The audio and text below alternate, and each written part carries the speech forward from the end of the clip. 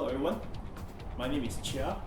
I have attempted to build a racing simulator rig, which is right next to me here, right? So here we are. The rig is finally completed, right? So I've got some reviews to cover here, so I don't want to miss a point, so I need to note it down on my iPad so I can describe it accurately and more precisely, thoroughly to everyone of you, okay? So the rig is finally completed, yep. So I've installed a Logitech G27 wheel onto the rig along with a gear shifter, which is plugged into my PlayStation 4 behind me. So about this rig, what I realized that some of you out there, sim racers out there who play racing games on PlayStation or on the PC, right, didn't realize that the Logitech G27 can actually work on a PlayStation 4 and with an external device, of course, to remap the buttons and the steering wheel to the PlayStation, right? So well, that can be a topic for the next video, for another video. Okay, the rig is now painted and completed. It has been put into use for several weeks now, since Christmas last year, right? First of all, the rig works as expected. It doesn't wobble at all, and even in rigorous driving maneuvers, it's firm, sturdy, and it had a stable footprint on the floor. Alright? Okay, let's take a look at how it is mounted together. The rig is detachable into three main parts with the use of wing nuts, screws and wing nuts, right? The seat, the mounting bar, and the steering mount can be separated for easy storage, for ease of storage. It takes up less space than when it's together. You know, it takes up less space. So then when it's together, it takes a big footprint, but if you take it apart, it will take lesser space, right? Okay. So the journey of building this rig isn't as easy as everyone would think it is, you know. So here are the problems that need some major attention that you need to consider before you build the rig, okay? So as I've said in the previous video, before you apply the glue, you have to make sure everything, all the parts are marked properly and mounting points are in the right place. Mark which part needs to be glued and which part doesn't, right? Be sure to separate all the parts and glue them together piece by piece. Do not stop until you completely glue together the entire frame. The PVC glue dries and bonds very quickly, so in the process you're actually racing against time to make sure you have roughly 3 to 5 minutes to adjust the pieces when you glue it together. Be precise, otherwise it will go out of shape. The gluing process can mess up the shape of your entire frame if one part got glued in the wrong angle. So just be aware of that. Okay, it can mess up your entire rig. If you messed up one part, the rest of it will be messed up as well. So about the wood thickness, I made a mistake there. The wood thickness, the wood planks, right? I should have bought a wood which is 1 inch thick, but instead I bought the half-inch thick wood. So to solve that, I've added wood blocks to mount the steering wheel and the shifter. The wood blocks would just go in between to mount together. Otherwise, the steering wheel won't be mounted tightly to the wood. Well, that can be solved with just 1 or 2 pieces of wood block. That can be resolved. Well, when installing the seats, the next thing is about the seat. Installing the seat, right? The seat is taken out from a car where the seat rail and mount are on uneven grounds. So when you mount it on the flat surface, we will get like seat wobble. The seat will wobble because of the mounting points that matches the shape of the car, of the interior of the car.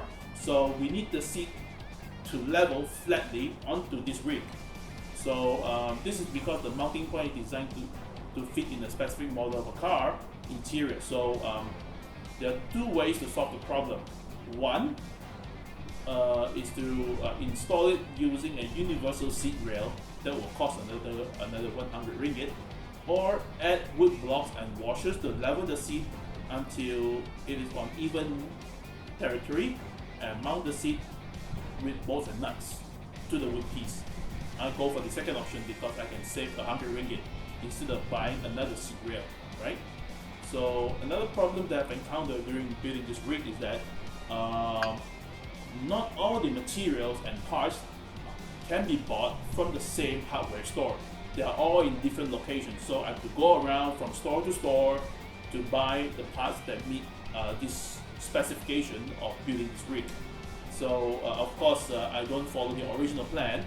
I do make a few modifications to suit my preference in building this rig. So some of the parts are not easily available. I have to find them. They will take some time. So the cost of getting around and finding this parts, right, wasn't factoring to the total cost of building this rig.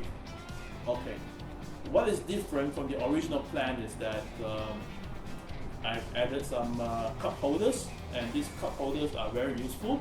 They are for the sake of convenience, as well as it's big enough to hold a phone in there, so it also doubles as a smartphone holder, right? And I've also added the USB port extension, so you can allow charging of your smartphone and connect your PlayStation 4 accessories. From PlayStation 4, you can connect your PlayStation 4 compatible accessories through USB, right? So the wire goes in there and goes connect to your PlayStation 4, right? And of course, on the pedal support area, right? The carbon fiber stickers don't do really well in holding up the friction. So that is some problem where when you put the pedals on there, right, it just get damaged, right? So I have figured out that install the anti-slip floor mat onto the pedal area. So the pedal will sit there with some friction. It will remain there even like you press the pedal and use the clutch. It sits there properly. It won't wobble anymore. Okay, and some upgrades that I've made to this rig is the fixer. You know, this from IKEA. You put some you stick something under the rig. You know, I figured that this rig will get dragged along the floor, and I've added fixer FIXA bought from IKEA beneath the rig, so to protect the floor, right? This something like a insulation to avoid it, to make it less friction when you put on the floor. Yep. And what are the pros and cons? Now we have come to the pros and cons section. The pros and cons about this rig is that first of all, it's affordable. For overall cost of material, it's roughly about 600 ringgit, and without the racing seat, the seat is roughly cost about 700 ringgit for one of the seats. So I'm just talking about the building the frame. It costs roughly slightly above 600 ringgit. If you convert it into dollars, it would be around $200, roughly there. Maybe slightly lower than $200, right? US dollars, okay? So it has, when it's completed, it's actually a rock solid design. It's sturdy and no wobbling, right? And it can fit any wheels, any shifter, and can be used for on a computer, PC, for any PC or any game console. Looks cool. It looks like a roll cage, and it's lightweight. PVC is lightweight, okay? And of course, it still has lots of room for expansion, like a keyboard mount, monitor stand, and some mounting points. If you want to convert it into a flight simulator, you can. There's many ways to expand this thing, because PVC pipes is all up to your imagination. Just shape it the way you want it. It can be done. A lot can be done too. There's lots of possibilities there. So as for the cons, what are the disadvantages, right? So adjustability. The steering wheel height is fixed, so you can't adjust it. right? And no adjustment on the pedal angle. It's a 45-degree angle, so it's just right for your legs.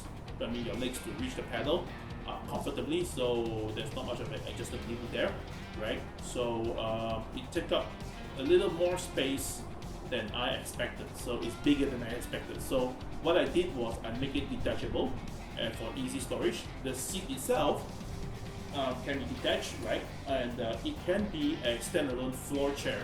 I'm sure some of you out there, I mean, has played video games sitting on the floor, and it turns out to be, it feels very extremely uncomfortable, right? So this seat can work by itself, standalone with the base, that connect to the TV, to the driving simulator, right? It can be standalone. It can work as a floor chair to support you when you are sitting on the floor, playing your video games or computer games, you know. So well, that's about it. That's about the pro and cons about this rig, right? And in summary, this racing, it works for any racing games, any console. It gets the job done, and I have a lot of fun using this rig, you know, So that's about it. Well, building this rig is fun. The experience of making this thing, I've learned a lot from it, right? I mean, playing racing simulator is fun, but what is not fun is paying a hefty price for it.